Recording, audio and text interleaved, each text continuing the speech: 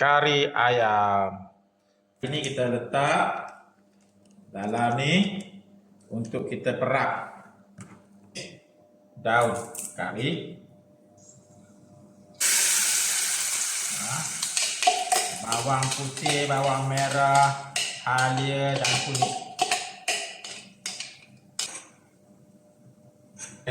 Periuk ni di sini, pakai periuk di sini. Di sana pakai periuk apa? Di sini pakai periuk di sini. Okay. Terus masuk ayam yang telah kita perap tadi. Air agak-agak tenggelam, masukkan kentang.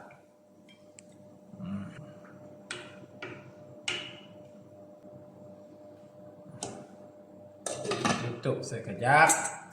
Nampak berasak tu, kat lubang periuk ni nampak berasak.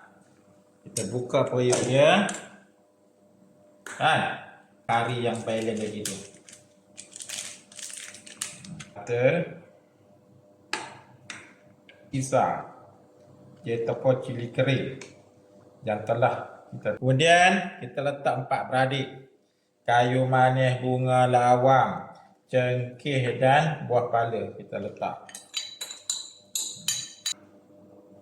Kita kacau, kita tutup dulu. Tengok dah melegak tu. Okey. Kita dah melegak tu, kita tengok kentang. Kalau kentang tu lembut, maksudnya ayam tu empuk dah. Okey, kalau tak lembut lagi, ayam tu tak empuk. Okey, ini separuh empuk. So kita letak santan, tapi sedikit sajalah. Sebab apa?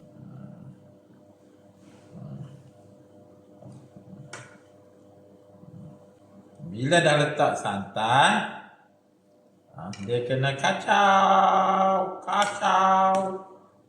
berterusan. Letak asam keping. Ini option lah. Hingga kita tengok kentang itu lembut. Kentang itu lembut. Okey, bila kentang tu lembut, kita pun letak garam. Garam secukupnya.